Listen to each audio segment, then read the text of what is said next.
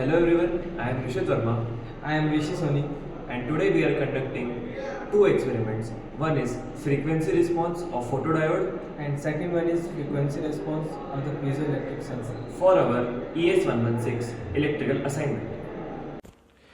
I am explaining the circuit setup and procedure of piezoelectric experiment. This is our circuit of piezoelectric experiment. This is our oscilloscope and this one is our signal generator.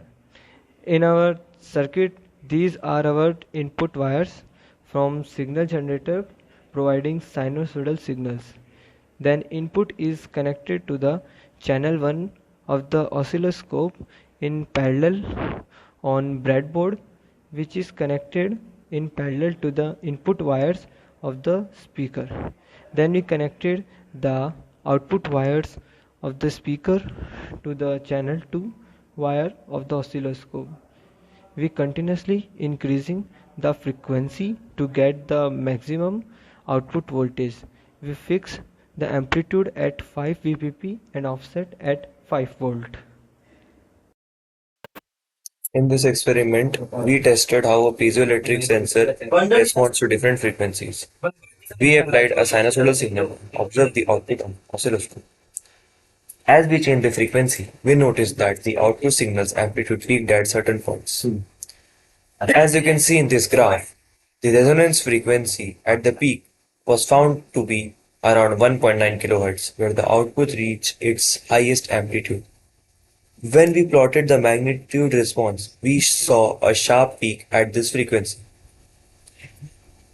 After this, we have to calculate the quality factor, in which I use the formula Q equals to resonance frequency upon bandwidth. I got the resonance frequency around 1.9 kHz and the bandwidth around 1700 Hz. Using these values, we calculated that the quality factor was found to be approximately 1.12. This low quality factor indicates that the sensor has a broad resonance and responds over a wider frequency range. In the phase response graph, we also observed a phase shift at 1.9 kHz, which is typical of resonance. Overall, this experiment showed that the piezoelectric sensor works well at its resonance frequency of 1.9 kHz and can be used in applications where precise frequency detection is important, such as vibration or pressure sensing. I am explaining the procedure and the circuit setup of the photodiode experiment.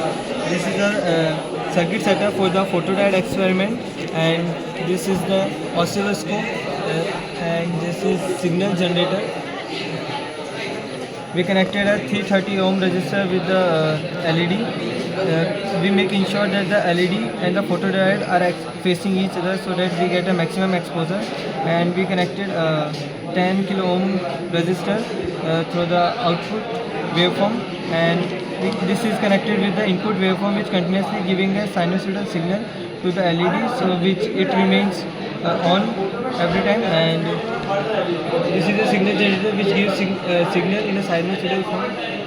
We make sure that the amplitude is 5 bpp and the offset is 5 volt. It gives sinusoidal waveform, and the frequency starts from the 500 hertz. And this is the oscilloscope which give input and output of channel. Blue one is the output of our experiment, and this yellow one is the input part. In this experiment, we studied the frequency response of a photodiode by applying a sinusoidal signal with a DC offset to an LED, which shines light onto the photodiode. The input waveform was measured across a 330 ohm resistor and the output waveform was measured across a 10 kilo load resistor. As we varied the frequency of the input signal, we observed changes in both magnitude and phase of the output waveform, which was recorded on the oscilloscope. As we can see in this graph, the output signal maintains relatively high amplitude at lower frequencies, but starts to drop as the frequency increases. The 3 dB cutoff frequency, which is the point where the output magnitude falls to root 2 of its maximum value, was found to be approximately 228.09 millivolt.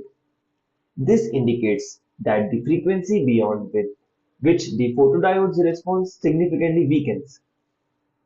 Now, analyzing this graph, we observe that at lower frequencies, the phase shift between the input and the output signals is small.